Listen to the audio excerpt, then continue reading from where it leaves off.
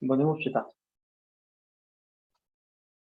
이 내용은 지금 수능 완성 3회에 있는 거고요. 지난번에 했던 거랑 해서 수능 특강만 공부하는 것보다 수능 완성도 같이 해야 돼요. 그래서 수능 완성에 있는 지문들도 계속 드릴 테니까 공부들 하시고, 여기 있는 작품에서의 포인트 혹은 뭐 지문이 나왔을 때 지문에서 얘기하고자 하는 부분들, 그런 것들을 봐야 되는데, 먼저 이 문학 작품 여기 두 개가 지금 같이 연계돼서 나왔지.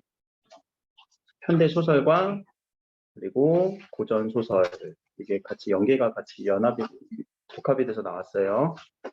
그러다 보니까 좀 긴 느낌도 없지 않아 있었고, 그럼 이렇게 나오면은 결국 그냥 따로 풀어야 되겠지? 따로따로 풀어야 돼. 가 읽고 가 풀고 나 읽고 나 풀고, 그렇게 해야 좀 긴 부분을 좀 줄일 수 있을 것 같고요. 자, 먼저 가에 대한 요 설명 뭐 쭉 읽는 것보다 요 개구리라고 하는 이 소설은요 우화 소설이라고 얘기를 해요. 이런 소설들의 유형을 우화 소설, 무슨 개념일까? 우화 소설. 이솝우화, 그래. 이솝우화가 뭐야? 이솝우화가 뭐야? 주인공이 누가 나와? 이솝우화의 주인공. 목 이기는 뭐 두루미와 저 여우도 나오고 동물들이 나오지. 자, 이 단어 자체가 우화라는 단어 자체가 무슨 말일까? 우화. 우화. 이거 직접적으로 얘기 안 하고 돌려서 얘기한다는 말에 우회적으로 이야기하다. 그러면 이솝우화도 두루미 얘기하려고 한 걸까? 여우 얘기하려고 한 걸까? 그런 인간의 어떤 무리들을 비판하려고 하는 소설이잖아요. 자, 그래서 우화라고 하는 기본적인 이 특징은요, 돌려서 비판하는 거예요. 돌려서 비판하는 느낌.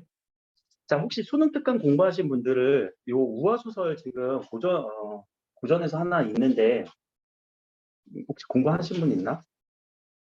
황새 나오는 거, 황새결송이라고 하는 고전 산문이 있어요. 이거 수특에서도 우화 소설이 하나 있습니다. 황새결송이라고. 그러면 지금 우리가 공부해야 되는 시험 범위가 수능 특강 수능 완성이라고 한다면 문학에서 이런 식으로 우화 소설이 있네? 그럼 빨리 가서 수능 특강 찾아보고, 또는 수능 특강에서 공부했을 때 우화 소설이 있네? 그럼 수능 완성에서 빨리 찾아보면서 그 둘의 우화 소설만이 갖고 있는 특징들이 있을 거란 말이에요.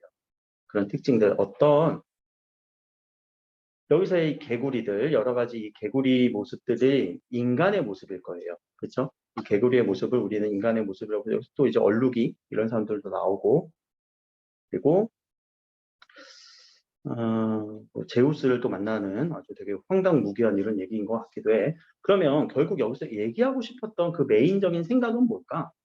이 소설이 우리한테 전달하고 싶은 우화라고 했어. 돌려서 얘기를 하는 거거든. 근데 돌려서 칭찬할 때 우리 돌려서 얘기하는 건 별로 안 좋은 것 같아. 칭찬은 직접적으로 얘기하는 게 좋지. 근데 비판할 때 주로 돌려서 얘기해요. 그럼 이거는 이 우화 소설은 어떤 인간들의 모습에 대한 비판인데, 그 모습은, 자, 내용을 한번 보자. 전체적인 내용은요. 우리 내용 구조도만 그 인물 관계도를 좀 그려볼게요. 자, 개구리가 특히 뭐 얼룩이 중심으로 이야기가 나오죠. 누구를 만나냐면은 독수리와 사자의 무리를 좀 봐요. 그러면서 개구리 이 무리들은 스스로 뭐가 없으면 안타까웠냐면, 우리 지도자가 없어요. 우리를 이끌어줄 지도자가 있었으면 좋겠어요. 라는 생각을 해요. 자, 그럼 그런 생각을 갖고 누구를 만나러 가는 장면이었니? 어떤 신? 제우스. 제우스 신을 만나면서 뭘 요구해? 지도자를 주세요. 라고 요구를 해. 그 장면이에요. 그 장면에서 그럼 제우스가 오냐 알았다 라고 하지 않고 한마디 덧붙이지. 주긴 줘. 어떤 내용으로 핵심 단어가 딱 압축적으로 나와 있니? 이런 인물들을 비판하는 거. 그래, 너희들은 야, 너 왜 근성이야? 라는 이 말. 이 말이 지금 핵심 단어예요. 이 말을 찾아야 되고, 이 말의 의미도. 그럼 인물들을 비판하는 거지. 그럼 지도자가 없을 때랑 지도자가 있을 때랑 왜 이거를 노예 근성이라고 비판을 했을까? 이거를 생각을 한번 해봐. 왜 노예 근성이라고 비판한 걸까? 야, 지도자가 꼭 있어야 되니? 그게 진짜 좋은 세계일까? 지도자가 꼭 있어야만 좋은 사회일까? 아니, 그냥 자율적으로 돌아가는 사회가 제일 좋은 거 아니야? 뭐든지. 여러분들도 공부할 때 자율적으로 공부하면 제일 좋지 않니?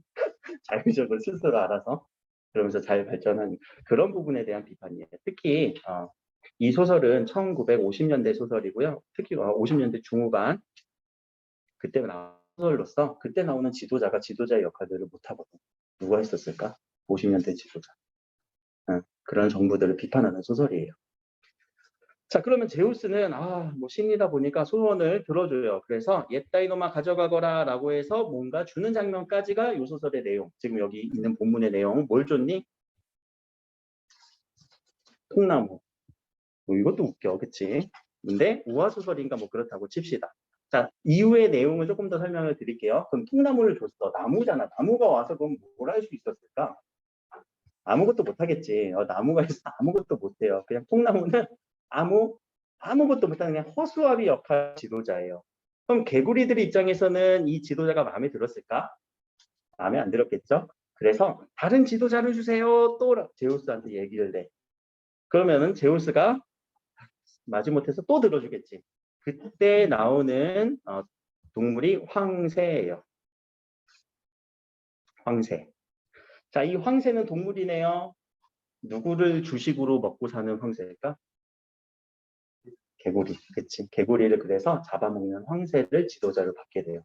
그 말인즉슨 이 황새는 누구를 핍박하는 민중들을 핍박하는 그런 지도자의 모습을 우리한테 보여주고 있는데 사실 이거는 황새에 대한 비판이 아니라 누구에 대한 비판이냐면 이런 개구리 민중들에 대한 비판이에요. 이 사람들이 오히려 이런 인간들의 질서, 사회의 질서를 자신들이 스스로 불행을 요구하고 불행을 만들어 나간다라고 하는 그런 소설에 대한 비판이에요.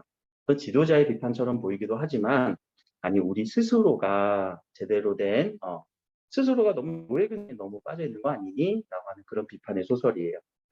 그래서 이런 개구리를 의인화한 소설이다. 그리고 우화 소설이고 이런 사회상을 비판하는 소설이다라는 거. 그리고 나중에 이렇게 황새가 잡아먹히다 보니까 다시 또 개구리들은 또 찾아가. 황새가 너무 우리한테 너무 공격을 많이 해. 좀 황새 좀 없어주면 안 돼요? 라고 얘기를 하지만 제우스가 그때는 노예근성이라고 얘기하지 않고 이거 다 니들이 자초한 일이야 라고 하면서 소설은 끝나요. 이렇게 끝나는 소설이에요. 만약에 그러면 이게 나중에 시험 문제에 나온다고 한다면 어떻게 나올 수가 있냐면 지금 이 장면은 한번 출제가 됐으니까 논술형에서는 나올 수도 있겠지만 수능 문제라던가 이런 데서는 뒤에 부분이 나오겠죠. 황새가 나왔을 때 혹은 통나무 이후의 이야기들 나올 것 같기도 해요. 혹은 이 황새결송이라고 하는 수능 특강에 우화소설까지도 하나 연결해서 공부를 꼭 해놓으시고요. 그거 하나 가져가야 돼. 저쪽에 하나 자리 비었다. 내용은 안 어려웠지? 내용은 안 어려운데 자 문제에서 문제 유형 중에서 이 부분은 한번 파악을 해봅시다. 요 기억에 대한 문제와 요 니은에 대한 이런 부분들을 물어보는 부분들이 있거든요. 근데 이거는 출제하는 부분에 있어서 하나의 포인트가 돼요. 수능도 그렇고요. 논술도 그렇고요. 무슨 포인트냐면 어떤 상황에 대해서 그 상황을 번식에 노력한 그들의 역사라고 직접적으로 풀어서 설명한 게 아니라 비유적으로 설명을 해요. 그쵸? 번식에 노력한 그들의 역사를 비유적으로 설명을 한단 말이에요. 그러면 이 비유의 의미는 무엇인가? 그것을 생각을 해줘야 돼요. 한번 설명을 한번 해볼까? 이건 뭐에 대한 의미니? 번식에 노력한 그들의 역사라고 했을 때 이 말의 의미. 뭘 했다라는 거야? 번식에 노력한 그들의 역사라는 거는. 자, 그리고 하나 더. 항상 우린 볼 때 요 줄쳐 있는 데만 보게 되잖아. 무의식적으로. 근데 의식적으로 어떻게 하라고? 앞뒤 문맥을 봐야 돼요. 그럼 앞뒤 문맥을 봐야 이 부분에 대한 의미가 파악이 되거든. 그럼 이 표현은 왜 쓴 걸까? 그 의미 왜 쓴 걸까? 번식에 노력한 그들의 역사. 일단 좋다라고 표현한 거야. 안 좋다라고 표현한 거야. 좋다라는 느낌이 들죠. 그럼 좋다라는 느낌을 우리가 찾으면은 그 사람들은 개구리들은 그렇지 위대성을 처음으로 깨닫게 되는 요 상황을 번식에 노릇한 그들의 역사라고 이런 표현을 써준 거예요. 요 부분 찾았으라고 할 수도 있어. 그리고 요 부분에 대한 문제를 지금 나온 거지. 그럼 뒤에 이제 니은에서도 우리가 그렇게도 바라봐야 되는 관점이 하나 있는 거고요. 자, 그리고 이렇게 A 부분으로 묶여있는 이 부분은 자, 소설에서는 우리 세 가지로 이야기를 전개를 하죠. 서술자의 서술과 그리고 그 안에 담겨있는 묘사. 이거는 서술자의 생각. 그리고 인물의 대화. 이거는 인물의 생각. 그럼 서술자의 이 이야기와 인물의 이 이야기를 가지고 문제 유형을 할 수 있는데 특히 대화, 이 대화가 쭉 이어지는 이 과정은요. 말하기 방식으로 물어보기도 해요. 자, 말하기 방식 같은 경우는 우리 화법과 작문에서 언어와 매체 선택하신 분은 모를 텐데 화법과 작문에서 말하기 방식에 대한 설명으로 문제 고르라는 방식이 있거든. 그런 문제 유형과 동일한 문제 유형. 그러면 이 말의 대화의 의도는 무엇인지 그것 파악하면 돼요. 그렇죠? 혹은 이 상황은 어떤 상황인지 그것을 요약할 수 있으면은 이런 문제들은 풀릴 거예요. 이렇게 A에 묶여 있어서 먼저 얘기를 뒤에 가서 문제도 다시 한번 보기도 할 거예요. 자, 넘어가서 뒤에 소설. 저생전.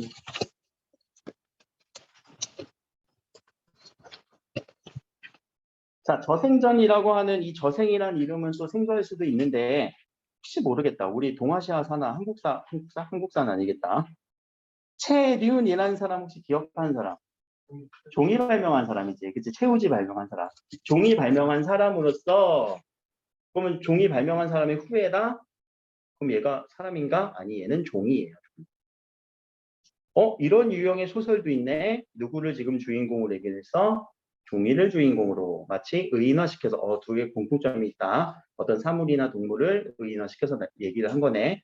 그런데 이 종이라고 하는 사물을 가지고 전의 이야기로 우리한테 이야기를 전달해주는 이런 유형을 가전체 소설이라고 이야기합니다. 이거 중요해요. 가전체 소설 할 때 그럼 이 전이라고 하는 이 표현은 뭘까? 전, 위인전, 홍길동전 그런 느낌 맞아요. 근데 전이라고 한다면 이 사람의 일대기가 나와야 되고요. 정리하셔야 돼요. 그리고 그것에 대한 평가 부분이 들어가 있어야 우리는 무슨 전이라고 얘기를 해요. 일부 문학 교과서를 공부하셨던 분들은 황만근은 이렇게 말했다라는 소설 혹시 공부하신 분 계신가? 한 명밖에 없어? 황만근이 이렇게 처음 듣는 소설이야? 그 소설에 우리 전의 고성이라고 공부를 했을 거야. 현대소설에서도 그렇게 나타나요. 자, 그럼 이 전은 저생이라고 하는 사람 아니잖아. 이거 종이잖아. 자, 사람이 아니야. 원래 이 일대기가 인물의 일대기거든요. 그 인물의 일대기의 뒤에 평가를 나타내주는 부분이 전의 구성 양식인데 사람이 아니문이다. 그래서 가짜라고 쓰는 거예요. 가. 전체 소설. 알겠죠? 이 가전의 양식을 가진 소설이다. 가짜의 전이다. 인물에 대한 얘기가 아니라 사물에 대한 이야기다. 자, 그러면 이거 또한 우리 수능 특강에 하나가 연계가 돼요. 뭐가 있을까? 기억나는 거. 혹시 기억나는 사람이? 응? 공방전? 공방전 이번에 수능 특강이고 작년 수능 특강이었는데 국선생전이 있어요. 공방전도 맞아. 가전체 소설 공방전도 있고 이번 수능 특강에 맞아. 국선생전. 이거 술에 대한 의인화예요. 그게 고전문학 3번에 있을 거야. 아까 황새결송이라고 하는 건 9번에 있었을 거고. 그러니까 같이 공부하셔야 된다는 얘기야. 같이 연결을 해서 공부하다가 물론 주제적으로는 연결되지는 않을 수도 있겠지만 이런 느낌의 소설들이 있구나. 왜냐하면 그 소설의 유형 파악도 우리는 해야 되거든요. 소설이라고 해서 다 똑같니? 아니잖아. 뭐 시점도 다양하고 주제도 다양하고 또 고전 소설 같은 경우는 예전에 제가 막 애정 소설만 모아서 하기도 하고 가정 소설만 모아서 하기도 하고 풍자 소설만 모아서 하기도 하고 전쟁 소설만 모아서 하기도 하고 잠깐 그런 돌아와서 보자. 고전 소설 공부할 때 이건 주제적으로 묶는 게 제일 좋아요. 고전 소설은 고전 소설을 크게 보면은 애정 소설류로 묶어주세요. 애정 소설류 그리고 가정 소설류로 묶어주는 것도 괜찮아요. 애정 소설은 남녀간의 사랑 이야기가 메인이야. 그러니까 뭔가 근데 항상 해피엔딩으로 끝나는 가능성이 80% 이상이다 보니까 위기를 겪거나 이들은 다시 만나서 영원히 행복하게 살았다. 근데 우리 이어지지 않는 소설도 나와요. 비극적인 소설도 나와요. 요새 슬슬 나오기 시작하고 가정 소설은요 한 가정 안에서 가부장제 안에서 일어나는 소설이에요.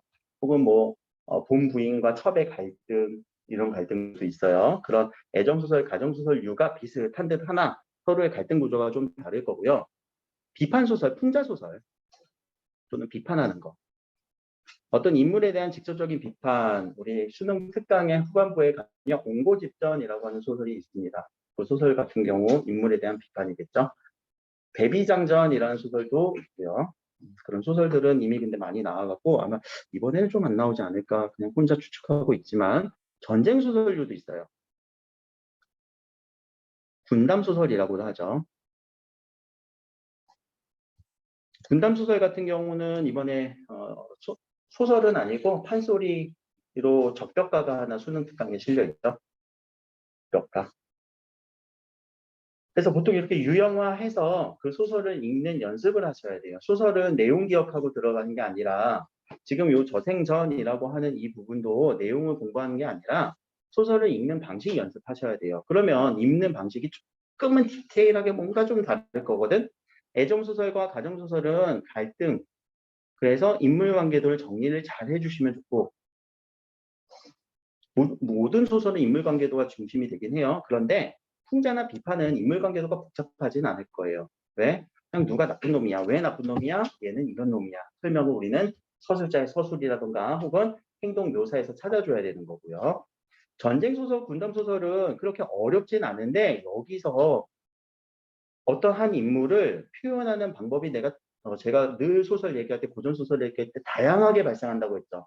그 사람의 이름을 얘기하는 경우가 있지만 그 사람과의 관계를 얘기하는 경우가 있고요. 그 사람의 신분을 얘기하는 경우가 있고요. 지금 현재 직위를 얘기하는 경우가 있어요. 이런 것들이 잘 정리가 돼야 돼요. 결국 특히 관계, 신분, 직위 이거는요. 어휘 공부하셔야 돼요. 고전소설에서의 어휘 공부. 성준아! 라고 하면은 뭘 불렀니? 이름을 부른 거지? 근데 학생! 뭐 부른 거 같니? 그 다음에 직위나 신분을 얘기한 거지. 그치? 선생님 이것도 직위를 얘기한 거고. 그쵸? 형, 아들 이러면 관계를 얘기한 거잖아. 자, 그런 식으로 한 사람을 막 바꿔서 불러. 그거 되게 왔다 갔다 하거든? 그럼 인물을 표현할 때 이 사람이 누군지를 잘 생각해야 되는데 그때 어휘 몇 개만 공부해 놓읍시다. 신분을 얘기하거나 직위를 얘기하는 부분에서 우리가 공이라는 단어 혹은 한림이라는 단어 또 승상이라는 이런 단어들 나오면은 다 남자를 표현한 거예요.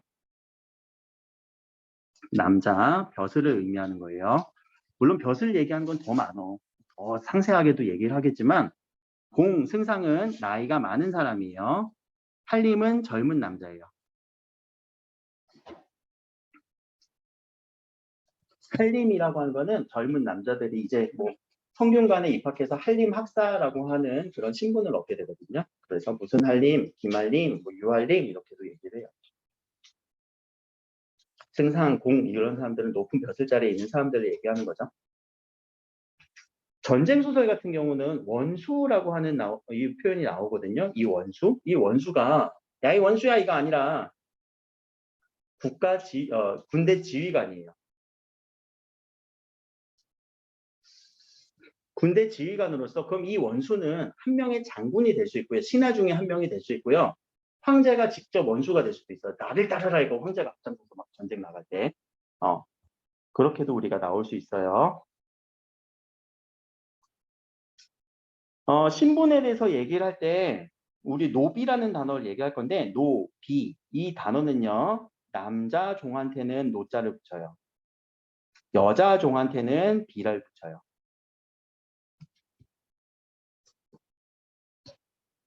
특히 이 비자를 가지고요. 12 그의 뭐 마님의 시비가 같이 같다 이런 식으로 얘기할 때 시시비비를 가리다가 아니야. 너 왜 나한테 시비야 이런 거 아니야. 여자 종을 의미하기도 합니다. 그런 가운데 여자한테는 부인이라고 하는 말을 쓰기도 합니다. 이거는 나이가 좀 상대적으로 많은 사람한테 아니면은 결혼한 사람이에요. 이것과 대비해서 소저라는 단어를 써요. 이 소저라는 거는 나이가 어린 여자예요. 결혼하기 직전 혹은 약혼한 상황 젊은 여자한테만 붙여요. 이런 단어들을 꼭 나올 때마다 정리를 하셔서 공부하셔야 되고 여기서는 뭐 이렇게 많이 이름을 많이 뭐 달라서 불리진 않지만 다시 가전체 소설이라고 하는 거는 그러면 뭘 얘기하는 걸까? 여기서의 뭐 가전체 소설에서도 어떤 목적들이 있거든요. 근데 그 목적이 비판일 수도 있어요. 혹은 풍자일 수도 있어요. 어떤 대상을 우리 인간관계, 사회상을 또는 인물상에 대해서. 그런데 지금 이 저생전 같은 경우는 어떤 저생, 종이에 대해서 막 비판하기보다도 이것의 업적들, 이런 업적들을 좀 많이 이야기를 한 거다 보니까 크게 뭐 작품성이 있다라고 보기는 좀 어려워. 작품성이 있다는 건 뭔가 날카로운 비판, 이런 것들이 작품성이 있다라고 보통 얘기를 하거든. 그래서 저생의 업적을 잘 정리만 하시면 될 것 같아요. 그렇죠? 그래서 그 정리하는 이유에서, 정리하는 부분에서 아마 이 3번 문제가 내용 이해 부분이거든요. 내용 이해 부분. 그래서 저생이 뭘 했는지라고 정리를 해주시면 되고요. 이거 문제 풀어보셔야 돼요. 알겠죠? 혹시 답안 입력 못하신 분들은요, 다 푸시고 나중에 입력하시면서 정답 한번 확인해 보세요. 또 여기 보자. B라고 하는 이 부분, B 전에 우리 여기 또 니은도 한번 봐야지. 자, 여기서도 장생의 술법을 배웠다라고 하는 게 뭔가 어떤 상황을 지금 비유적으로 표현한 거야. 뭘 배웠어? 술법. 이게 뭘 술법이라고 얘기한 걸까? 장생이라는 단어는 뭐니? 장생들아, 장생. 오래 사는 거예요. 뭐가 오래 살아, 그러면? 자, 종이라고 했지? 자, 종이에 기록하게 되면 그 기록은 어떻게 돼요? 오래 가죠. 자, 그런 상황을 우리는 장생의 술법이라고 비유적으로 표현한 거예요. 자, 이런 비유적으로 표현한 부분이 무엇인지 꼭 이해하면서 넘어가야 돼. 앞뒤에 따라서. 자, 그리고 이 B 부분. 자, 이 B 부분은 그러면 서술자의 서술이라던가, 그리고 묘사 혹은 인물 간의 대화 중에서 서술자의 서술이네.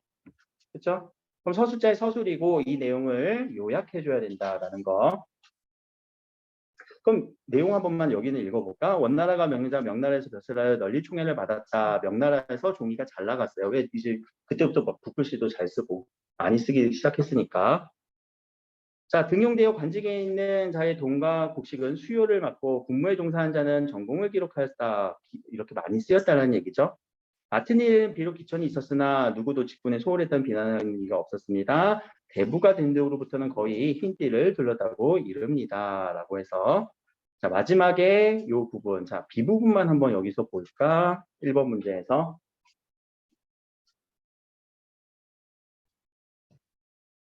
A 가지고 B는 인물들이 겪은 과거의 사건을 통해 자신의 당면은 문제의 원인 찾고 있는 그런 느낌 전혀 아니었죠. 2번, B는 인물들의 내면 심리를 묘사하는 것도 아니었죠. 3번, 인물들의 외적 갈등이 심화되는 양상. 아니, 이제 마무리인데 뭘 심화되면 어떻게 해. 4번, B는 인물들의 행위에 대한 비판적 시각을 나타내고 있다. 비판하고 있는 걸까? 아니지. 뭐 했고 좋게 표현해주고 있지. 5번, 진술을 통해 다양한 인물의 공적을 나열하고 있다. 서술자가 서술하면서 이런 공적들을 나열하면서 마무리 짓고 있는 그런 표현이에요. 이렇게 해서 잘 살았다더라. 뭐 이렇게 해서 잘 쓰였다더라. 얘네들의 업적이 좋다더라. 이렇게 마무리하는 서술자의 서술이었어요. 그러면 이 구조는 무슨 구조일까? 이 글의 전개 방식은? 이 문제는 안 나왔지만 어떤 구조로 어떤 전개 방식을 취하고 있을까? 이 전의 구조는. 아까 일대기라고 했잖아. 그럼 무엇의 흐름? 시간의 흐름이겠지. 시간의 흐름에 따라서 저는 쭉 기록이 됩니다. 여기서 중요한 문제는 딱히는 없을 것 같아요. 1번 부분 한번 보자. 자, 2번 문제.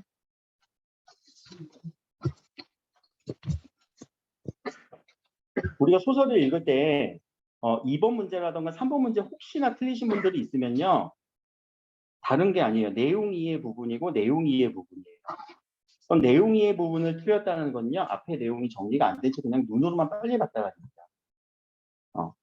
그러면은 이 내용 이해 부분 문제 틀리시는 분들이 간혹가다 많이 발생하거든. 내용 정리가 안 된 채 그냥 소설을 읽어오실 때 그럼 우리는 내용 이해 부분은 결국 극복할 수 있는 방법은 뭐니? 내용 정리네. 그럼 내용 정리 어떻게 할 거야? 소설에서. 그냥 읽으면 돼? 읽어도 되는 사람이 있어. 그냥 읽었는데 되더라. 이렇게 표현하면은 너무 재능 같잖아. 그치?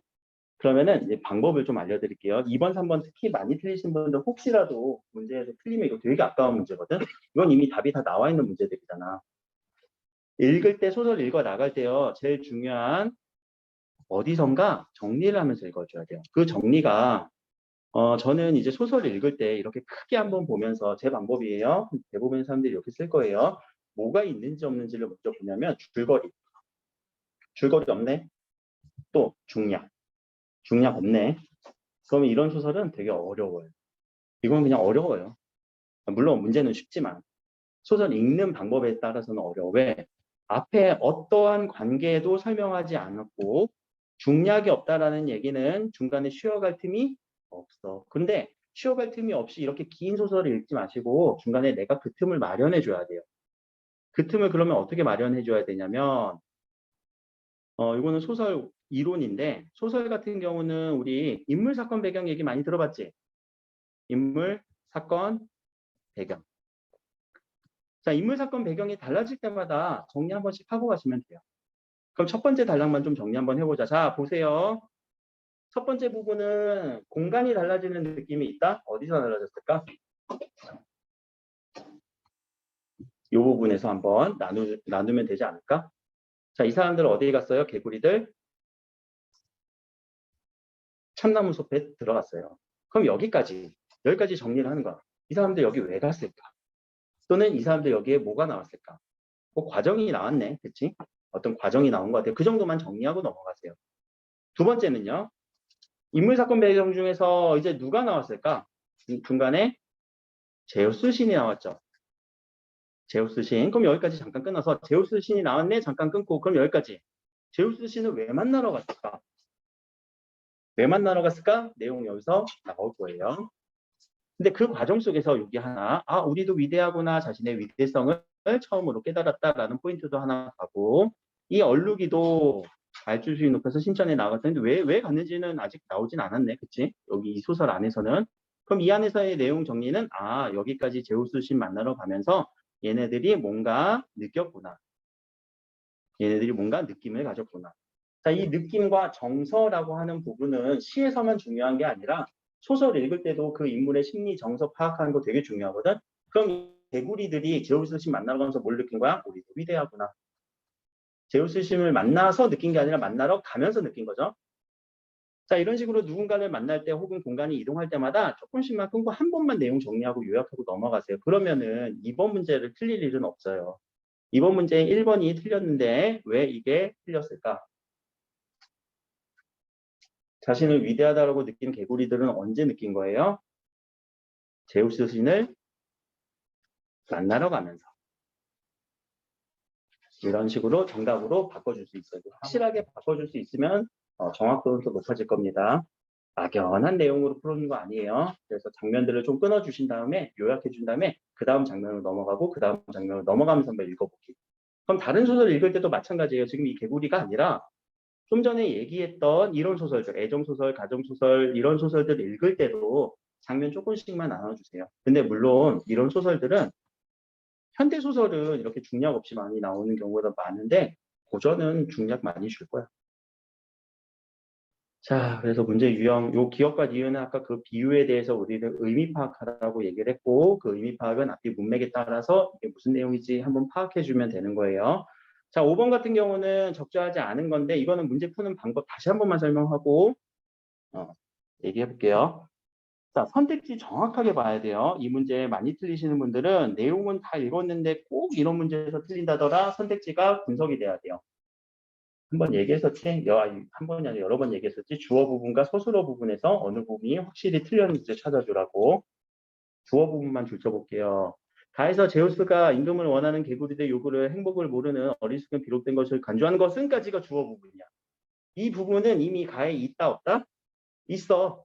그러니까 이것까지는 OX인지 아닌지는 물론 수식어 관계 조금 더 보긴 해야 되지만 이거는 현실 문제가 인간의 과도한 욕망에서 비롯된 것임을 비판적으로 나타내는 의미가 있는지 이렇게 문제 끊고 여기까지 주어의 내용은 주어부의 의미는 서술어부의 의미로 파악될 수 있는지 맞으면 O 이상한데? 그러면 X. 왜? 적절하지 않는다라는 거는 진짜 연결고리를 말도 안 되는 걸 줄 수도 있어요. 그럼 말도 안 되는 걸 줬는지 한번 보자. 자, 5번 문제의 답은 5번 문제의 답은 5번이네요. 왜 5번일까?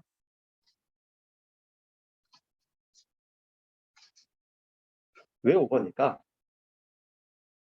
여기도 주어 부분 한번 볼게. 잘라봅시다. 선택지 볼 때 이렇게 읽어야 헷갈리지 않는다는 얘기예요. 자, 가에서 개구리들이 통나무 앞에 정렬한 것과 아니 끊어주세요. 이것은 뒤에 부분. 어디부터? 인간이 지향해야 할 가치로 구현된 상황을 나타내는군. 이게 맞는지 보라는 얘기야. 그러면 앞에 가서 이거 그냥 우리 생각에 의존해서 풀면 안 돼요. 개구리들이 통나무 앞에 정렬하는 이 장면을 가지고 인간이 지향해야 되는 부분인지 가서 맞춰보라는 얘기야. 지향해야 된다? 아니 이거 노예근성이라고 제우스도 얘기했잖아. 지향해야 될 부분은 아니잖아요. X. 자, 또 두 번째. 저생이 물론 이렇게 하면 그냥 답이 딱 찾아졌겠지만 니은도 한번 나도 한번 봐야 돼. 만약 이게 맞았다고 한다면 저생이 위수의 행위를 공평치 못한 일로 판단하는 상황은 인간이 지향해야 될 가치가 구현됐다. 공평하지 못했다라는 이 말은 이거 공평하지 못했는데요. 그러면은 지향해야 될 가치는 아니지. 이거는 지양해야 될 가치겠죠. 둘 다 틀렸어요. 연결고리가. 그렇게 선택지를 정확하게 보는 연습을 하셔야 됩니다. 이런 문제에 있어서는요. 그리고 이거 가서 찾아야 돼. 조금 귀찮더라도 정렬하는 모습을 가서 찾아야 돼.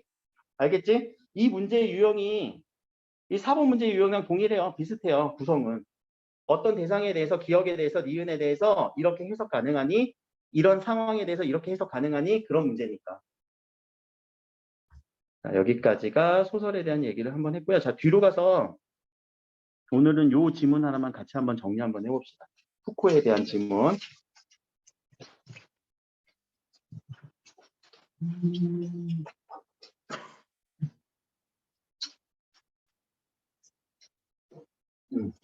민우까지 주겠구나.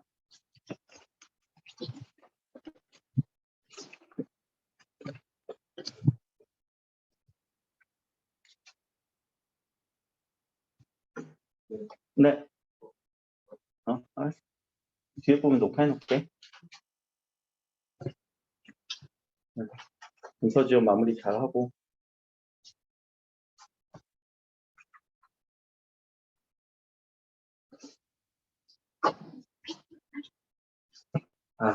철학 지문 우리가 읽을 때 어떻게 정리하는지 그런 부분들 그리고 이 내용에 대해서 한번 봅시다. 철학 지문이네요. 그 전에 우리 독해를 해야 되고 독해력에 대한 우리 어려움을 겪으신 분들은 항상 정리 잘하면 돼요. 근데 이 지문이 지금 쉬웠다라고 하는 사람들도 있고 생각보다 점수가 안 나왔네라고 생각을 할 수도 있는데 일단 정리는 잘 되는 지문인 느낌일 거야. 그렇지? 정리가 그렇게 안 되진 않았어. 물론 마지막 문단이 아씨 뭔 말이야 이런 느낌도 있어. 내가 나야 나가 되고 거울 속에 있는 그러면서 자연스럽게 뭐 이런 것들이 떠올릴 수도 있겠다. 이상의 거울 혹시 떠올랐니? 이상의 거울 떠올랐어? 소설? 시시? 안 떠올랐어? 응. 왜냐면 이 푸코가 살았던 그 시대의 문예 사조하고요, 철학적 사상하고요, 이상 작가가 실제 살았던 사상이 동일해요. 동일한 시대 사람이에요. 포스트 모더니즘, 그런 게 그러다 보니까 그 생각을 읽어줘야 되는 거고 철학이라고 하는 이 말은요 생각이에요. 생각을 읽어야 돼요. 생각하는 학문이거든. 학자가 학문이잖아. 여러분들 이제 대학 가서 학문할 거잖아요. 철자가 생각으로 밝혀내다예요. 밝히다 철자예요. 뭔가 생각을 계속해서 어떤 진리를 밝혀내는 거. 물론 그 진리는 맞다 틀리다라고 할 수도 있어요. 다른 사람 입장에서는 네 생각 잘못됐어. 아니 난 내 생각 맞다고 생각해. 그래서 결국 생각 싸움으로 가요. 그러면 그 생각 싸움을 잘 정리를 해줘야 돼. 자, 그러면 첫 번째 문단은 잠깐만 내가 끊어주면은 하지만 앞뒤로 끊어줄 수 있어요. 앞부분을 요약을 한번 해볼까? 이건 누구에 대한 생각? 정리됐니 혹시? 정리 한번 해주고 넘어가면 좋잖아. 하지만 전에서. 하지만 이후에는 달라질 거니까. 앞에는 누구에 대한 생각? 서구 많은 사상가의 생각. 어떻게 생각했대? 그러면? 뭐가 더 우선이었대? 시간. 아, 얘네들은요, 시간이 공간보다 우선이라고 생각을 했대요. 이게 정리잖아. 근데 이 느낌 받았을 거야. 근데 자신의 말로 자신의 언어로 표현할 수 있어야지 그게 이해된 거예요. 독해가 된 거예요. 아니, 근데 하지만 뒤에는 푸코라고 하는 이 사람은 나와서 뭐가 더, 뭐에도 집중을 했대?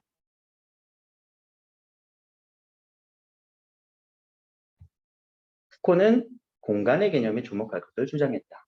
그렇죠? 그럼 공간의 설명 왜 주장을 했냐면 기존의 시간으로는 설명이 안 돼. 되게 복잡하거든. 그렇죠? 또 사회의 다양성, 차별성, 불확실성, 모순성을 설명하고 싶은 거야. 그래서 공간에 주목을 했대요. 아, 그러면 문단이 깔끔하게 정리가 됐지. 그래서 글이 쉽게 쓰여 있어요. 이 글은 뭐 그렇게 긴 느낌인 거기도 하지만 정리 자체는 그렇게 어렵진 않아요. 마지막 문단만 조금 이제 말을 정리하면서 읽으면 되죠. 그러면 자연스럽게 첫 번째 문단 읽고 나니까 이거 누구에 대한 생각을 쭉 풀어줄 것 같아? 푸코에 대한 생각을 우리는 쭉 정리하면 되겠지? 자, 푸코는 그러면 어떻게 생각했대요? 사회는 복잡하되 병렬적이래, 분산적이래. 이런 성질이 있대요. 그래서 시간을 가로질러 전개되는 거대한 삶보다는 봐봐. 그럼 시간을 가로질러 전개되는 거대한 삶이라는 건 푸코의 생각일까? 이건 푸코의 생각일까? 아니지. 왜? 공간에 대한 얘기를 할 거잖아. 푸코는. 그렇죠? 그래서 사실 이런 문장들 좀 전에 제가 네모친 요 문장 과감하게 그냥 눈에서 지워버려도 괜찮아. 문장이 너무 복잡하게 쓰여요. 우리나라에서 가장 어려운 문장이 누구의 문장이냐면 고3들 여러분들이 보는 문장이 제일 어려워요. 대학에서도 이렇게 문장 어렵게 쓰지는 않아. 그냥 이거 되게 간단하게 처리하면 자, 푸코는 사회현실이 복합적 이렇게 분산되어 구성해 있어 보았다. 공간들이 연결되고 금융망에 엮여나는 관계의 집합에 주목했다. 이렇게만 쓰면 되거든. 근데 굳이 푸코의 생각이 아닌 걸 하나씩 넣어준단 말이야. 그럼 이런 문장들을 잘 걸러내는 게 독해력이라고 지금 측정하는 요소로 보고 있는 거야. 알겠죠? 그러면 푸코의 생각만 줄치면 돼. 여러분들 정리할 때. 푸코의 생각만. 아닌 건 지워버려도 되고. 자, 그는 공간을 사회적 산물이다 사회생활을 구성하는 원동력으로 인식해서 배치를 파악했다. 배치로 파악했고요. 그 배치는 관계로서 간주했대요. 간주라는 단어가 뭐니? 간주. 간주. 어? 왜 안 나와? 간주하다. 간주하다. 그렇게 생각했다, 여겼다, 바라보았다. 뭐 이런 식으로 유의어들 다 생각해줘야 돼요. 평소에 그 유의어 생각하는 습관 들리세요? 그리고 속성도 생각하셔야 돼요. 이거는 이따가 어휘 문제에서 다시 한번 설명할게요. 자, 이를테면이라는 표지는 어떤 느낌을 주니, 우리한테? 이를테면, 예를 들면, 그치, for example잖아. 이거 예시를 준 거예요. 어떤 예시? 이런 거리들의 예시. 그럼 그런 거리들의 예시는, 자, 여기서 이런 예시의 문장은요, 앞에 설명한 내용을 그대로 동일하게 비슷하게 우리가 적용돼야 되겠지? 그러니까 맞춰주면서 읽어줘야 되는 거예요. 문장을 읽을 때. 그럼 앞에서는 뭐라고 했는데, 그는 공간의 사회적 산물이자 공간에 따른 배치를 파악을 했대. 그래서 주변과 맺는 공간으로 생각을 했대. 그럼 이 내용이 밑에서 나왔니? 그래, 배치가 되잖아. 이런 것들은 배치가 되고, 카페 극장에 모여서 휴양지라는 배치가 되고, 그리고 걔네들은 이렇게 배치를 관계망으로서 배치를 규정하게 됩니다. 까지 했네요. 자, 그 중에서도 푸코가 관심이 있었던 것은 유토피아와 헤테로피아였다. 이 두 가지 대상에 대해서 이제 특징 정리하시면 될 것 같아요. 특징 정리. 유토피아는 많이 들어서 알 것 같아. 그치? 이상향, 이상적인 공간. 그럼 두 번째 나오는 헤테로피아라는 게 무슨 생각인지, 푸코가 생각한 게 이것에 어떤 특징이 있는지를 정리. 근데 지금 이거 정리하는 이유는요, 이게 나올 수도 있으니까, 지문에. 요새 그 수능 특강 수능 완성 지문이 6월 모의고사, 9월 모의고사 봤는데, 혹은 봤는데 너무 유사도가 높아요. 그러니까 내용 정리 잘 해주시는 게 좋아요. 자, 푸코는 유토피아를 실제 공간이 없는 배치로서 근본적이고 비현실 공간으로 보았다. 이거 조금 수고롭지만 제가 같이 다시 한번 정리해 볼게요. 자, 유토피아 특징. 이게 머릿속에서는 이렇게 정리됐을 거야. 실제 공간 없음. 또 근본적인 또 비현실적임. 그래서 어디에도 없음은 유토피아의 뜻이고 이것과 달리 그럼 이것과 다르다고 했으니까 어디에도 없다 유토피아지. 그럼 얘는 있다라는 얘기겠네. 헤테로피아는 어디에든 있겠네. 존재함. 그치? 그래서 완벽하게 차이가 있네요. 둘을 대조했네요. 그러면 말하기 우리 설명하는 방식은 둘에 대한 어떤 대조를 통해서 설명을 하고 있고요. 대조가 나오는 순간은 그러면 꼭 정리를 해줘야 돼. 그럼 대조라고 한다면 우린 자연스럽게 당연히 이 둘은 연결이 안 되는 느낌일 것 같지만 아니 그런데 푸코는 이 둘을 서로 투사한다. 투사라는 게 뭐니? 투사하다.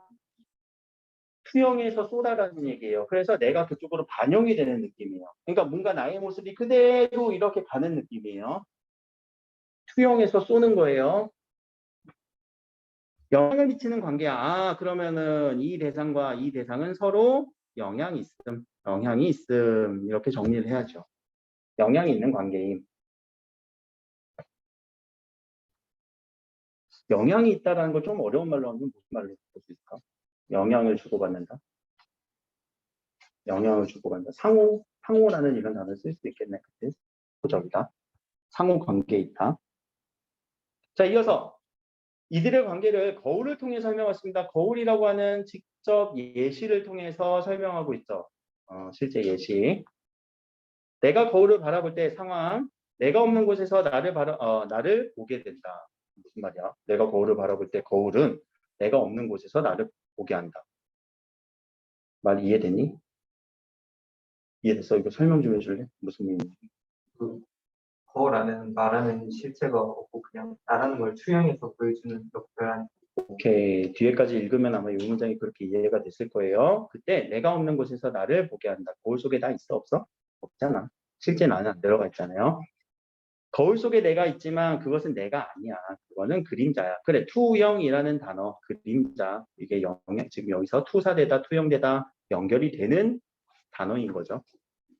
즉, 거울은 나 자신의 가시성을 제공하고 가시성이라는 단어 뭐니? 가시적이다. 네, 보이게끔 해주죠. 또 나를 주시하게끔 해주지만 그 공간은 나 없어요, 부재해요. 자, 여기서 지금 거울을 통해서 거울 속에 비친 내 모습과 실제의 내 모습을 뭔가 예시를 들고 있죠.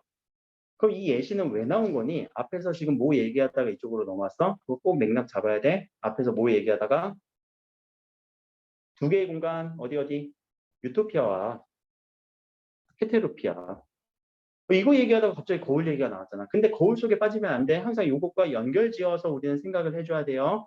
그럼 실제에 있는 거는 뭐야? 실제에 나는 뭐에 좀 가깝니? 지금 여기까지만 잠깐 끊었네. 헤테로피아가 연결될 것 같고 내가 없는 공간이야 유토피아가 거울이 좀 대응되지 않니? 그렇게 대응해서 맞춰주라고요. 읽으면서. 그게 정리라고. 눈으로 빨리 읽으면 안 돼. 정리하면서 읽어주세요. 자, 그것이 거울을 유토피아가 되게 하는 이유이다. 우리 생각했던 거, 그래, 거울은 그럼 유토피아가 되겠네. 왜 내가 있어, 없어? 없으니까. 그렇지만 거울은 또한 헤테로피아가 된다고? 뭔 말이야, 이거. 이럴 때 우리의 지금 생각과 다른 문장이 나왔잖아. 그러면 이제 머릿속에서 난리 나야 돼. 스스로가 짜증나네. 이거 뭔 말이지? 이 말이 틀렸다고 하면 안 돼. 이 말이 틀렸다고 하는 순간 나는 문제 다 틀리는 거야. 그러면 무슨 말이지? 라고 큰일 났다. 이거 무슨 말이야? 머릿속에서는 난리가 나야 돼요. 이미 우리가 생각했던 대응과 안 맞으니까. 그럼 이 말의 의미, 이 생각을 우리는 읽어주라는 얘기야. 이 사람은 왜 이렇게 얘기를 했을지.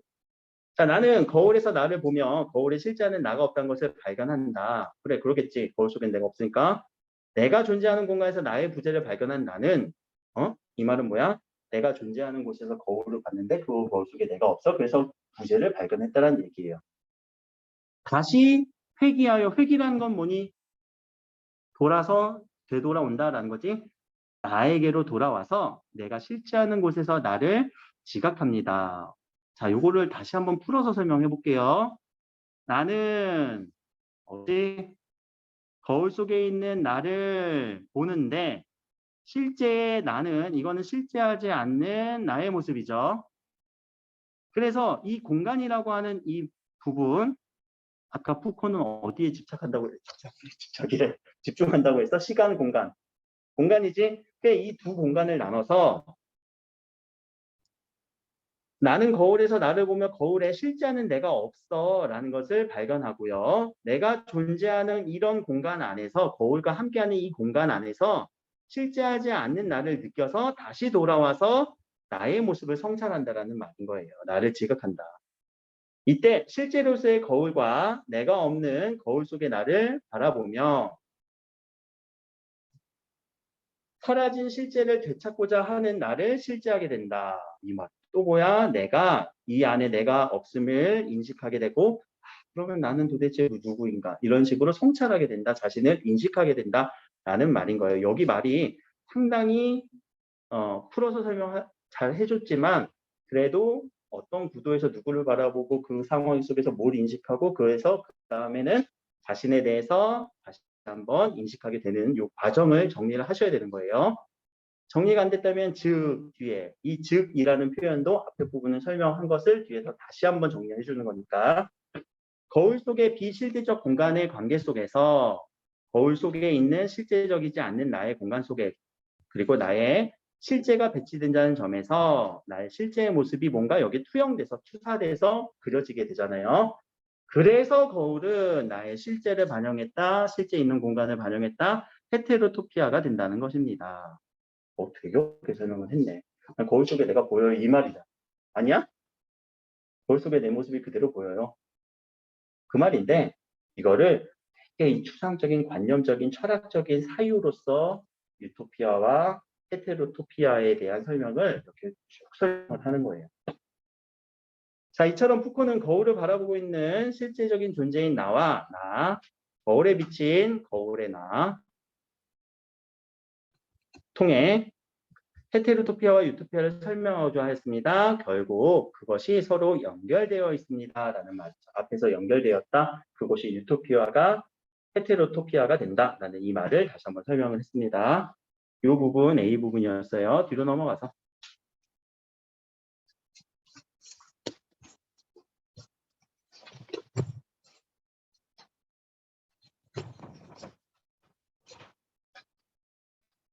자, 또 한 부분은 좀 정리를 빠르게 할게요. 또한 아직 안 끝내 이런 유토피아에 대한 생각 정리. 유토피아를 이 현실에 대한 비판을 함께 담고 있다고 봤었대요. 그렇죠? 그리고 헤테로토피아는 지금의 현실에 어울리지 않는 정상성을 벗어나는 이질적인 공간으로 규정을 했대요. 뭔가 불만족이 있는 공간인 것 같아요. 그런 의미에서 일종의 반배치라고도 얘기를 합니다.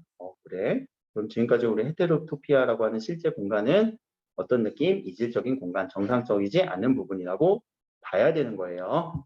이 내용은 처음 나온 내용이니까 그렇게 정리하고 내려가야 되는 거죠. 자, 이 두 가지 양상으로 실현했는데 첫째 양상 이렇게 현실의 환상성, 두 번째 현실의 무질성을 보여주는 것입니다. 끊고 마지막 문단, 푸코의 공간은 새로 인식 전환을 제시하며 사회현상 분석을 촉구하였다라고 하는 의의를 정의하는 부분이죠. 이렇게 해서 마무리가 되는 부분이고 12번 문제에서 여러분들이 이제 이 내용을 보면 철학 지문이고 뭔가 어떤 대상에 대해서 학자의 견해를 설명했구나라는 정리를 하면서 그 전개 방식, 글의 전개 방식을 우리는 정리를 하시는 게 이런 문제를 풀어내는 방법이기도 하죠. 자, 그러면 이런 문제 풀 때요. 전개 방식 문제구나라고 생각을 하면은 요 각각의 1, 2, 3, 4, 5의 키워드들을 좀 밑줄로 한번 쳐볼까? 1번의 키워드는 공간의 유형을 구분했다, 유형의 장단점을 비교했다. 이거 했니? 안 했네. 이런 식으로 OX 키워드를 찾고 그것을 지문에 있는 말로 설명을 대응시킬 수 있는지 없는지를 봐야 돼요. 그럼 4번은 대응이 되는데 어떻게 대응인지 보자. 공간에 대한 특정한 학자의 견해, 누구의 견해? 푸코의 견해. 끊고 특정 공간의 예를 들어서 특정 공간 예 들었니? 어떤 공간? 거울. 예를 들어서 의미를 설명했습니다. 맞네요. 자, 지문에 있는 말이 그대로 반영이 돼서 설명될 때 선택지에서 적절한 거 맞게 고르면 되는 거예요. 알겠죠? 자, 그렇게 대응시켜서 문제를 풀어주는 게 가장 정확도가 제일 높지 않을까 싶어요. 그냥 느낌적인 느낌으로 풀면 안 되고. 자, 밑에는 내용 일치 문제니까 요거는 아마 그 생각 정리하셨으면 맞을 것 같고, 자, 14번 문제 한번 보자. 14번 문제를 많이 틀렸는데 요거까지만 좀 설명하고 어휘 문제 설명할게요. 자, 너는 실제로 김자가 이때 바라보는 너는 누구니? 그렇지, 거울의 나예요. 보기 분석 끝. 그럼 실제의 나는 실제의 나지. 자, 앞에서는 우리가 마치 기억이 실제의 나처럼 쓰여서 왜 실제의 나부터 설명했고 거기에 비친 거울의 나를 설명을 한 거니까. 근데 여기서는 뒤집어 버렸지. 기억과 니은의 관계를. 그러면 그 부분을 밑에서 설명을 한다면 자, 학생 1번부터 한번 보자. 학생 1. 기억은 끊고 니은의 모습을 보여주지만 거울의 나는 실제의 나를 보여주지만 맞아 틀려? 맞네. 그치? 자, 니은의 실제적 모습이라고 할 수 없어. 그래. 실제 나의 모습은 기억은 아니야.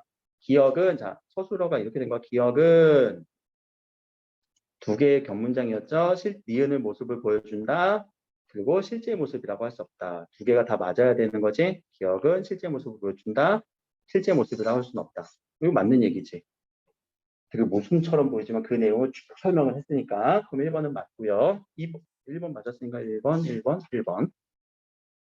자, 2번. 거울이 이 공간이 된대요. 우리 아까 거울을 유토피아로 생각했지만 아니 이것이 된다라고도 얘기를 했었지. 그럼 기억은 누구? 거울 속에 나는 니은과 마찬가지로 거울 속 공간과의 관계 속에서 실제로 인식되겠군. 실제야? 거울 속에 나는 에이 이거는 X다. 아무리 봐도 이건 X다. 자 3번 갑시다. 학생 3. 니은은 실제 나는 거울 속의 나를 통해서 거울 속 공간에 자신의 부재를 확인하는 역할. 그렇죠? 거울 속을 통해서 자신의 부재를 확인하기도 한다고 했어요. 그리고 거울 밖 공간에서 실제를 지각하는 건 내가 실제 여기 있구나라는 것을 지각하는 역할. 3번도 맞는 얘기네요. 자, 이제 4번이 결정적이겠다. 4번 한번 봅시다. 거울을 유토피아로 본다면 니은은 실제 나는 거울밖에 실제하지 않더라도 실제의 나는 거울밖에 실제하지 않더라도 기억을 통해 스스로로 볼 수 있고 잠깐만 거울밖에 실제하지 않으면 거울 속에 내가 보이지 않겠지? 에이, 틀렸네요. 자, 이거 틀리신 분들 이거 어디가 틀렸을까? 어디에 잘못 이해했을까? 없어? 이거 10번은 많이 틀렸는데? 10번은 틀리지 않았어? 아니야? 그래, 알았어. 넘어갑시다.